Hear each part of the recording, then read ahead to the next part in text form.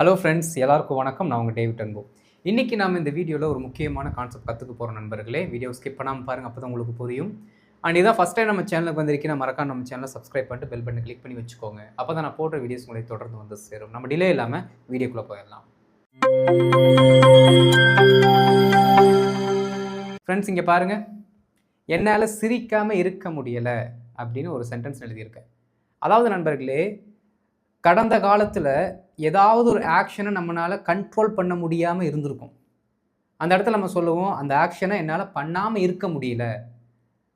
ஒருத்தர் ஒரு ஜோக் பண்ணுறாருன்னு வைங்களேன், ஒரு மீட்டிங் போயிட்டுருக்கு, ஒரு ஜோக் பண்ணுறாருன்னு வைங்களேன், அந்த ஜோக்குக்காக நம்மளால் சிரிக்காமல் இருக்கவே முடியல, அதை கண்ட்ரோலே பண்ண முடியல அப்படிங்கிற ஒரு சிச்சுவேஷனில் அந்த பர்டிகுலர் சென்டென்ஸ் எப்படி இங்கிலீஷில் சொல்லலாம் அப்படிங்கிறத இன்றைக்கி நம்ம கற்றுக்க போகிறோம். சரிங்களா? இது சிரிப்புக்கு மட்டும் வராதுங்க, எல்லா சென்டென்ஸுக்குமே, எல்லா ஆக்ஷனுக்குமே நம்ம சொல்லலாம்.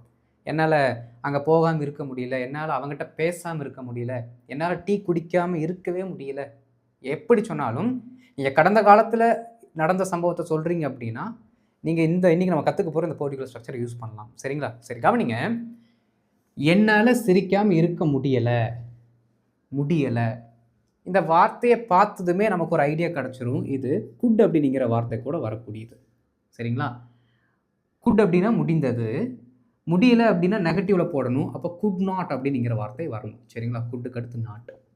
அடுத்து ஒரு ஆக்ஷன் நம்மளால் கண்ட்ரோல் பண்ண முடியல, அதை நிறுத்த முடியல அப்படின்னு நம்ம சொல்கிறதுனால ஸ்டாப் அப்படிங்கிற வார்த்தையை போட்டுக்கிட்டு, இதற்கடுத்து ஒரு ஆக்ஷனை தவிர நம்மளால் ஸ்டாப் பண்ண முடியல, அதாவது சிரிக்கிறத நிறுத்த முடியல அப்படின்னு நம்ம எழுதியிருக்கோம்.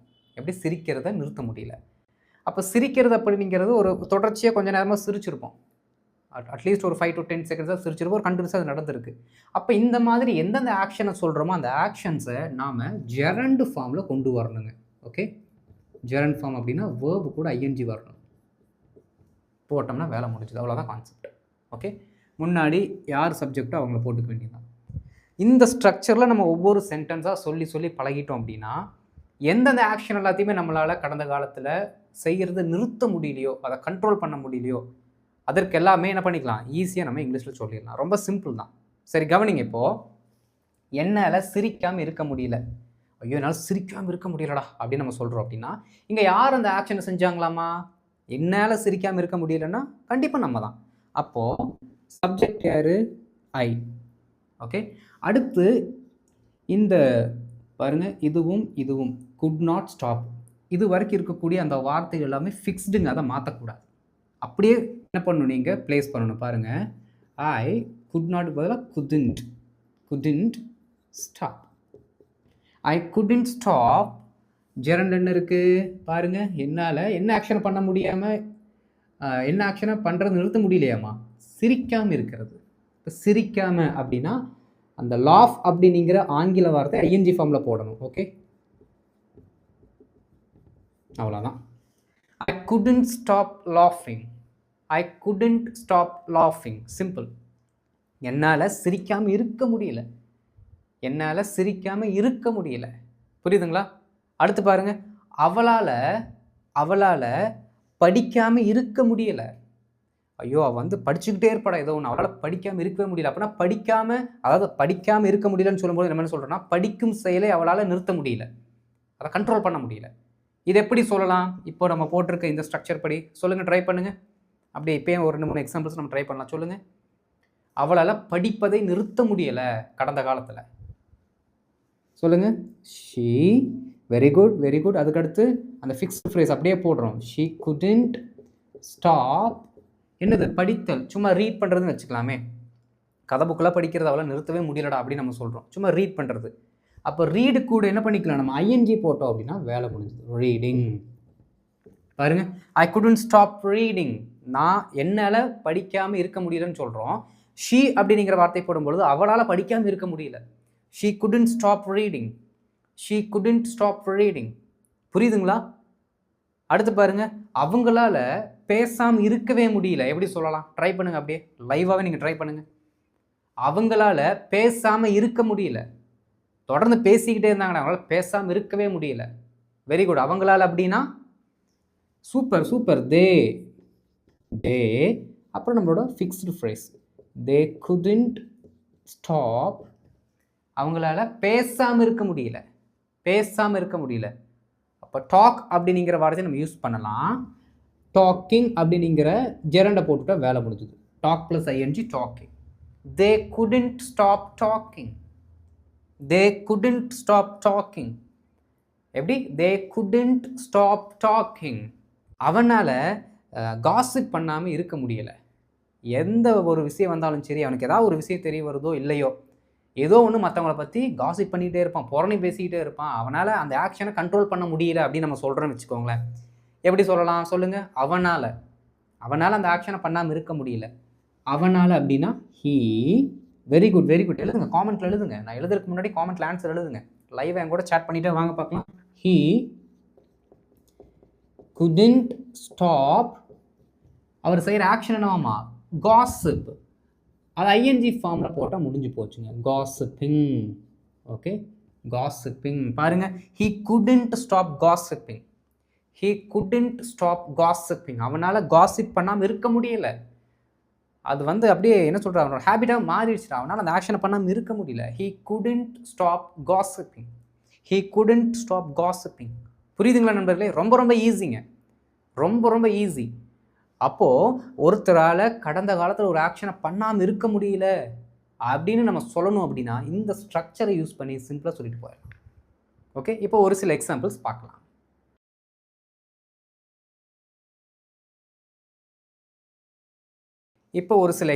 பார்க்கலாம். பாருங்க நண்பர்களே. குழந்தைகளால் விளையாடுவதை நிறுத்த முடியவில்லை. குழந்தைகளால் விளையாடுறது நிறுத்த முடியல. அப்படியே கண்டினியூ விளாண்டுட்டே இருக்காங்க. நம்மளும் நிறுத்துங்கன்னு சொன்னாலும் நிறுத்த முடியல. ஏன்னா அந்தளவுக்கு ஊறி போய் விளாண்டுட்டு இருந்தாங்க, அவ்வளோ சந்தோஷமாக இருந்தாங்க அப்படின்னு நம்ம சொல்கிறோன்னு வச்சுக்கோங்களேன். ரொம்ப சிம்பிளாக சொல்லிடலாம். பாருங்கள், குழந்தைகளால், இங்கே சப்ஜெக்டே குழந்தைங்க தான். அப்போ சப்ஜெக்ட் அப்படின்னா த சில்ட்ரன் அப்படிங்கிற வார்த்தையை போடணும். சரிங்களா? நிறைய பேர் பார்த்தீங்கன்னா சில்ட்ரன்ஸ் அப்படின்னு சொல்லுவாங்க. சில்ட்ரன்ஸ் அப்படிங்கிற ஃபார்ம் இல்லை இங்கிலீஷில். ப்ளூரல் ஃபார்முக்கு சில்ட்ரன்ஸ்னு சொல்லக்கூடாதுங்க. நீங்கள் சில்ட்ரன்ஸ் அப்படின்னு சொல்கிறீங்கன்னா அஃபஸ்டஃபி போட்டு எஸ் சொன்னோம்னா அது குழந்தைகளுடைய அப்படின்னு மீனிங் மாறிடும். அது வேறு. சில்ட்ரன்ஸ் அப்படின்னு சொல்லும் பொழுது நம்ம நினச்சிக்குவோம் குழந்தைகள் அப்படின்ட்டு. அது வராதுங்க. சைல்டு அப்படின்னா குழந்தை, சில்ட்ரன் அப்படின்னா குழந்தைகள். Okay, the children. பாருங்கள், the children couldn't stop. Fixed phrase என்ன? குட் நாட் ஸ்டாப் போட்டாச்சு. என்ன ஆக்ஷனை பண்ணுறது நிறுத்த முடியலையாமா? விளையாடுவது. ரொம்ப சிம்பிள், பிளேயிங். அவ்வளோதான், பிளேயிங். பாருங்கள், the children couldn't stop playing.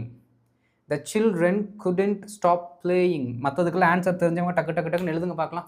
அப்படி நடத்த காமெண்ட் செக்ஷனில் மற்றவங்க நிறைய பேர் ஆன்சர் எழுதியிருப்பாங்க. அதெல்லாம் பார்க்காதீங்க. உங்களுக்கு தெரிஞ்ச ஆன்சர் காமெண்ட் அப்படியே போட்டே வாங்க பார்ப்போம். மீதி இருக்கிறதுக்கு எல்லாத்துக்குமே டக்கு டக்குன்னு. அப்போ தான் நான் ஆன்சர் எழுதுறதுக்கு முன்னாடி நீங்கள் எந்த அளவுக்கு யோசிக்கிறீங்க, உங்களோட திங்கிங் ப்ராசஸ் எப்படி இருக்குது அப்படிங்கிறது உங்களுக்கு தெரிய வரும். ஓகே, சரி. இப்போ இதை பாருங்கள். The children couldn't stop playing.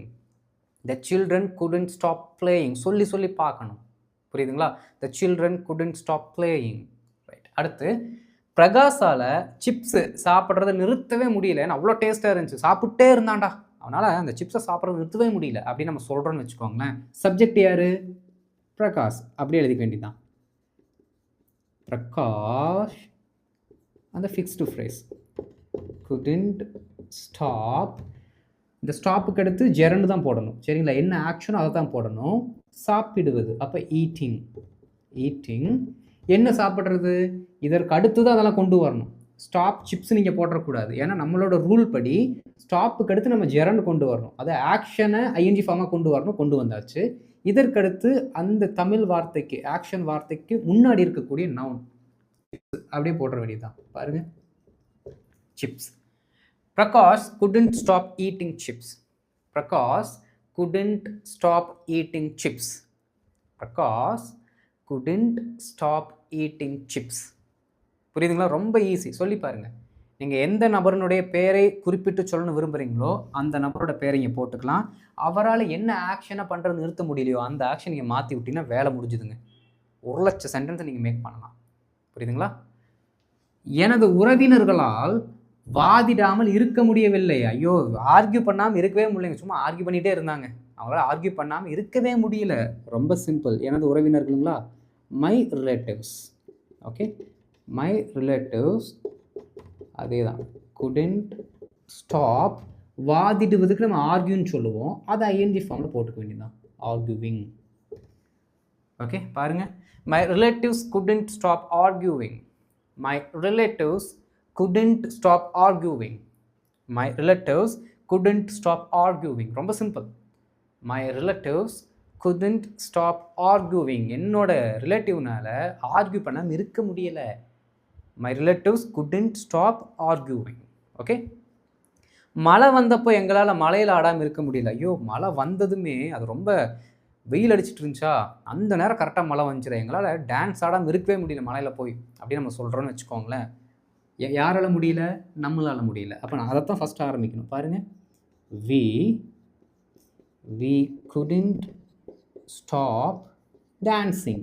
ஏன்னா மழையில் ஆடாமல் இருக்க முடியலன்னு சொல்கிறோம், டான்ஸிங். ஒரு சிலர் என்ன சொல்லுவாங்க அப்படின்னா, dancing in the rain when it rained. 2 time பார்த்தீங்கன்னா ரெயின் அப்படிங்கிற வார்த்தை வரும். இந்த சென்டென்ஸில் அப்படி சொல்ல தேவையில்லைங்க. ஒரே ஒரு ரெயினை மட்டும் மென்ஷன் பண்ணால் போதும்.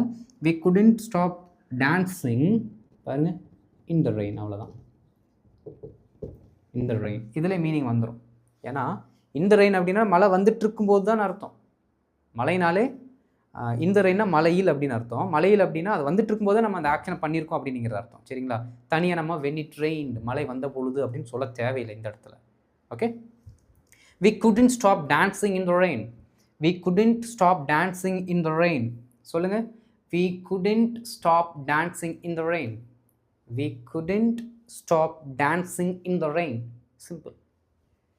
அவர் வெற்றி பெற்ற போது மக்களால் சந்தோஷத்தை அடக்க முடியவில்லை, ஆர்ப்பரித்தார்கள். ஐயோ, நல்லா பக்கத்தில் கம்முன்னு தானே உட்காந்துருந்தான், எப்போ அவன் ஜெயிச்சான்னு கேட்டுச்சோ, இவன் ஜெயிச்சிட்டாண்டா அப்படின்னு ஒரு அனௌன்ஸ்மெண்ட் வந்ததுமே இவனை அறியாமே அப்படி ஒரு சந்தோஷம், ஆனால் அடக்கவே முடியல அப்படின்னு நம்ம சொல்கிறோன்னு வச்சுக்கோங்களேன். ரொம்ப சிம்பிள். பாருங்கள், மக்களால் அப்படின்னு இருக்குங்களா, அப்போ பீப்புள் தான் இங்கே போடணும்.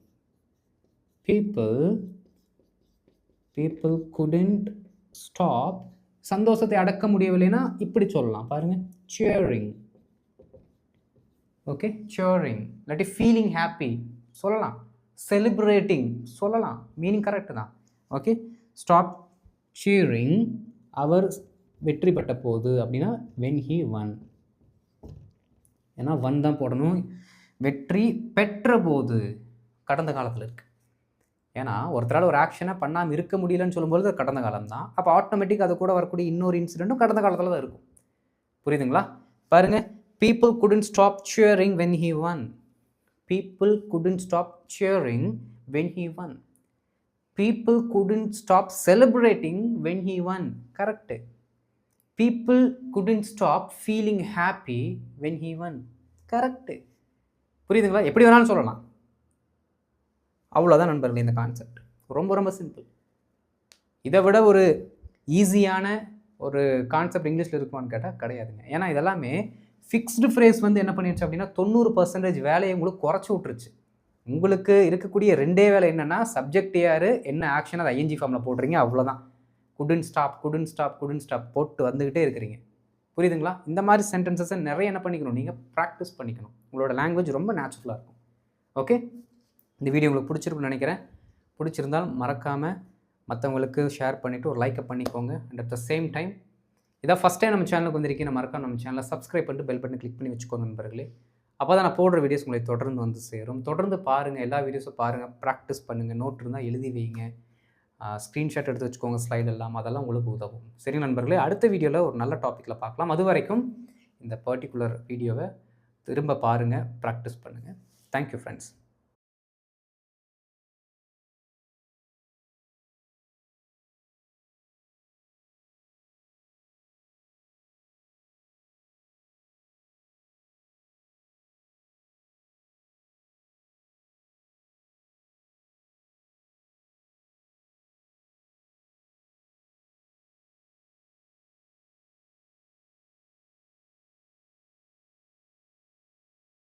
Thank you.